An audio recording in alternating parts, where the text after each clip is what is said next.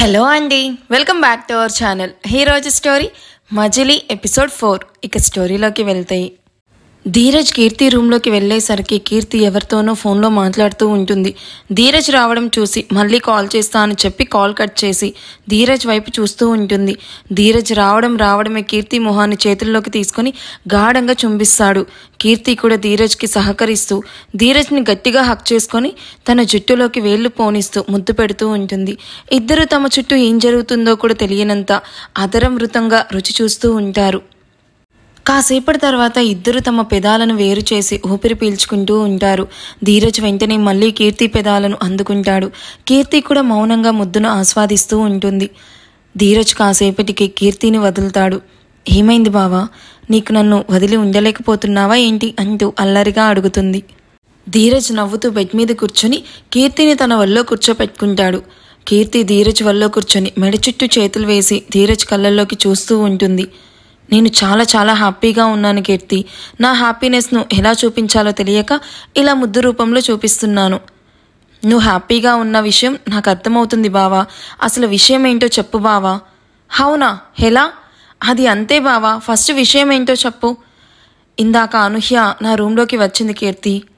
కీర్తి shock అయి పైకి లేచి, వామ్మో అదెందుకు వెళ్ళింది? కొంపదీసి ఇద్దరు కలిసిపోయారా ఏంటి? లేదు, బావ నన్నే ప్రేమిస్తున్నాడు. అయినా దాంతో ప్యాచప్ అయితే నన్ను ఇలా కిస్ చేయడు కదా. ఒకవేళ నేను ఆస్తి కోసమే బావని పెళ్లి చేసుకోవాలి అనుకుంటున్న విషయం దానికి తెలిసిందా ఏంటి? ఈ విషయమే బావకి చెప్పడానికి వెళ్ళిందా? అయినా దానికి ఎలా తెలుస్తుంది? అసలు బావతో ఏం మాట్లాడుంటుంది? బావ ఎందుకు ఇంత హ్యాపీగా ఉన్నాడు? నా గురించి తెలుసుంటే బావ ఇలా నార్మల్గా ఉండడు కదా. ఈ పాటికి నన్ను ఇంట్లో నుంచి గెంటేసేవాడు. అబ్బా, అసలు అది ఏం మాట్లాడుంటుంది? ఆలోచించి ఉన్న కాస్త బుర్ర కూడా పోయేలా ఉంది. కీర్తి, ఏం ఆలోచిస్తున్నావు అంటాడు పైకి లేస్తూ ధీరజ్. కీర్తి కోపంగా, దాంతో మాట్లాడేంటి బావా నీకు? దానివల్లే కదా ఇవాళ నువ్వు నేను ఇలా బాధపడుతూ ఉన్నాము. కీర్తి, తను చాలా మంచిదిరా. అది మంచిదా? అవును కీర్తి, తనకి నువ్వు నేను లవ్ చేసుకున్న విషయం అర్థమైంది. అందుకే తనే నా దగ్గరికి వచ్చి నేను మీకు డైవర్స్ ఇస్తాను, మీరు హ్యాపీగా కీర్తిని పెళ్లి చేసుకోండి అని చెప్పింది. వాట్? నిజమా? నిజంరా. Are you happy now? Keerthi ధీరజ్ని హక్ చేసుకొని, చాలా హ్యాపీగా ఉన్నాను బావా. ధీరజ్ ప్రేమగా కీర్తి తల నిమురుతూ ఉంటాడు. కీర్తి మనసులో, మన పెళ్ళి అవ్వనివ్వు బావా. నీ పేరు మీదున్న ఆస్తి మొత్తం నా పేరు మీద రాయించుకుని మిమ్మల్ని ఫుట్బాల్ ఆడుకుంటాను. చిన్నప్పటి నుంచి అన్ని రిస్ట్రిక్షన్స్, ఏం కావాలన్నా మిమ్మల్నే అడగాలి. ఒకటా రెండా ఎన్నో అవమానాలు భరించాను కేవలం ఈ ఆస్తి కోసమే. ఇంత ఆస్తును ఎవరైనా వదులుకుంటారా? అప్పుడే ఈ ఆలోచన వచ్చింది. నిన్ను పెళ్లి చేసుకుంటే ఈ ఆస్తి మొత్తం నాదవుతుంది. ఆ పూజ ఎలాగో పెళ్లి చేసుకుని వెళ్ళిపోతుంది. అప్పుడు మిమ్మల్ని ఒక ఆట ఆడుకుంటాను. మీ అమ్మా నాన్న మీద నాకు చచ్చేంత కోపం ఉంది. వన్స్ మన పెళ్ళి అవ్వనివ్వు, అప్పుడు చెప్తాను మీ సంగతి. పూర్ బావా, నేను నిజంగా నిన్ను లవ్ చేస్తున్నా అనుకుంటున్నాడు. కేవలం ఆస్తి కోసమేరా ఈ ప్రేమంతా. అది నా చేతిలోకి రాగానే నిన్ను ఎక్కడ పెట్టాలో నాకు బాగా తెలుసు అని అనుకుంటూ నవ్వుకుంటూ ఉంటుంది. అన్నయ్య లంచ్ అని పిలవగానే కమింగ్ పూజ అని చెప్పి కీర్తి, నేను వెళ్తున్నాను నువ్వు కూడా రా అని చెప్పి వెళ్ళిపోతాడు ధీరజ్. కీర్తి ధీరజ్ వెళ్ళగానే డోర్ క్లోజ్ చేసి ఎవరికో ఫోన్ చేసి మాట్లాడి కిందకి వెళ్తుంది.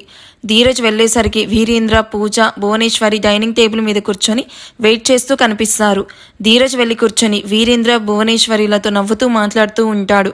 ధీరజ్ నవ్వుతూ మాట్లాడడం చూసిన పూజ తను కూడా నవ్వుతూ చూస్తూ వీరేంద్ర, భువనేశ్వరి కూడా హ్యాపీగా ఫీల్ అవుతూ ఉంటారు. పూజ, ఏంటన్నయ్య అను ఎక్కడ కనిపించడం లేదు, ఇంకా కిందకి రాలేదా?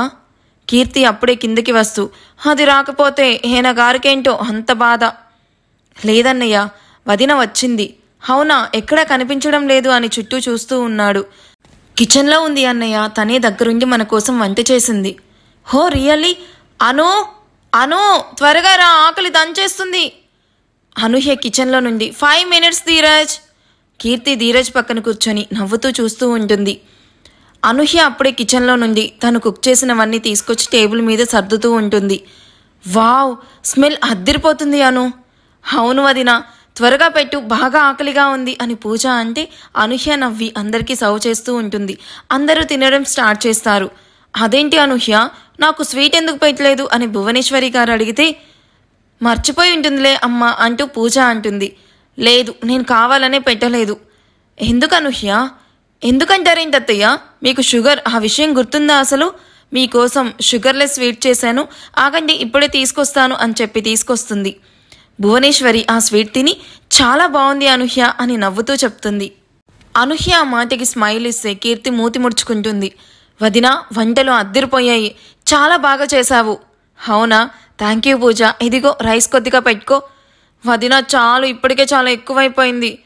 ఏం కాదు, తినబ్బా, నీకు అసలు తినడం కూడా రావడం లేదు అంటూ దగ్గరుండి తినిపిస్తూ ఉంటుంది అనూహ్య. మా మంచి వదిన అంటూ తింటూ ఉంటుంది పూజ. ధీరజ్ తింటూ అనూహ్యని నవ్వుతూ చూస్తూ ఉంటాడు. అమ్మా అను అని వీరేంద్ర పిలవగానే అనూహ్య పూజకి తినిపిస్తూ, ఏంటి మావయ్య, ఏమైనా కావాలా? నాకేం వద్దు తల్లి, కూరలో ఉప్పు కారం తక్కువగా ఉన్నాయి ఏంటమ్మా? మీరు కూడా ఏంటి మావయ్య, మీకు బీపీ కదా, సో కొద్దిగా ఉప్పు కారం తగ్గించాను. ఇదిగో మీకోసమే సపరేట్గా చేశాను, ఇవాల్టి నుండి మీరు ఇదే తినాలి, అప్పుడే మీరు పర్ఫెక్ట్గా ఉంటారు.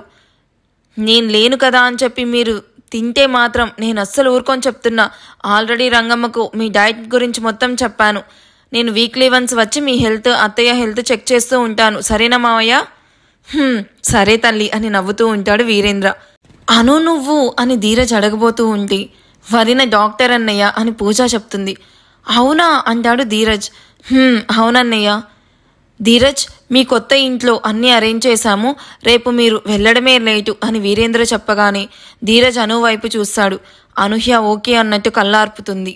ధీరజ్ నవ్వుతూ అలాగే నాన్న అని చెప్పి హ్యాండ్స్ వాష్ చేసుకుని రూమ్లోకి వెళ్తాడు. అనూహ్య అందరూ తిన్న తర్వాత తను కూడా తిని అక్కడి నుంచి రూమ్లోకి వెళ్తుంది.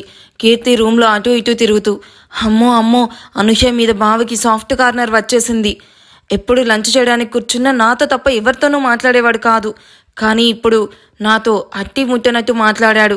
తినే వరకు దాన్నే చూస్తూ కూర్చున్నాడు. అమ్మో, ఇలా వదిలేస్తే నా చేయి దాటిపోతాడు.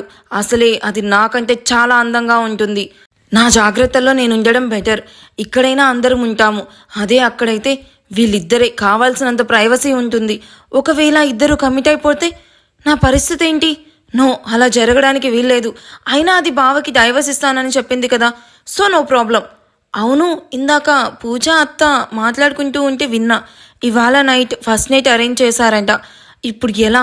బావ అనూహ్య వైపు వెళ్లకుండా నేను 4 మంచి మాటలు, 2 కిస్లు, 4 హగ్లు ఇస్తే, ఎస్ గుడ్ ఐడియా, బాగా అందంగా రెడీ అవ్వాలి అని చెప్పి స్నానం చేసి 3/4 ప్యాంట్ వేసుకుని అండ్ బ్లాక్ షర్ట్ వేసుకుని ఫుల్గా మేకప్ వేసుకొని అందంగా రెడీ అయ్యి ధీరజ్ రూమ్ వైపు వెళ్తుంది. కీర్తి వెళ్ళేసరికి ధీరజ్ అండ్ అనూహ్య ఇద్దరు బెడ్ మీద కూర్చొని నవ్వుతూ మాట్లాడుకుంటూ ఉంటారు. అది చూసిన కీర్తి కోపంగా అక్కడి నుంచి తన రూమ్లోకి వెళ్ళి అసహనంగా అటు ఇటు తిరుగుతూ ఉంటుంది. పూజ కీర్తిని చూసి నవ్వుకుంటూ తన రూమ్లోకి వెళ్తుంది. ఈవినింగ్ అవ్వడమే భువనేశ్వరి, పూజ ఇంకా కొంతమంది ఆడవాళ్ళందరూ కలిసి అనూహ్యని అందంగా రెడీ చేస్తూ ఉంటారు. అనూహ్య సిగ్గుపడుతూ తల వంచుకొని కూర్చొని ఉంటుంది. వాళ్ళు అనూహ్యను ఆట పట్టిస్తూ రెడీ చేస్తూ ఉంటారు. అనూహ్య నవ్వుతూ ఉంటుంది. వైట్ అండ్ రెడ్ కలర్ పట్టు సారీ కట్టుకుని వంటి నిండా నగలతో అలంకరించుకుని తలలో మల్లెపూలు పెట్టుకుని బుగ్గన చుక్క, చెవికి పెద్ద బుట్టకమ్మలు పెట్టుకుని అందంగా రెడీ అవుతుంది మన అనూహ్య. తర్వాత ధీరజ్ అండ్ అనూహ్యతో పూజ చేయించి వాళ్ళతో ఆడించవలసిన ఆటలన్నీ ఆడిస్తారు. కీర్తి టెన్షన్గా గోర్లు కొరుక్కుంటూ అటు ఇటు తిరుగుతూ ఉంటుంది. కీర్తి టెన్షన్ చూసి అనూహ్య, పూజ మనసులోనే నవ్వుకుంటూ ఉంటారు. ముందు ధీరజ్ను రూమ్లోకి పంపి కాసేపు అయ్యాక అనూహ్య చేతికి పాల గ్లాస్ ఇచ్చి గదిలోకి పంపిస్తారు. అప్పటి వరకు ఈ అలంకరణలో అనూహ్యను సరిగ్గా చూడని ధీరజ్ తల పైకెత్తి అనూహ్యని అలా చూస్తూ ఉంటాడు. ఇప్పుడు అనూహ్య, ధీరజ్ ఒకటవుతారా? ఒకవేళ ఒకటైతే కీర్తి పరిస్థితి ఏంటి? మీరేమనుకుంటున్నారో నాకు కామెంట్ చేయండి. అండ్ ఈ ఎపిసోడ్ ఎలా అనిపించింది? ఈ ఎపిసోడ్ మీకు నచ్చితే ప్లీజ్ లైక్ చేసి అండ్ కామెంట్ చేయండి. Thank you for watching. Bye.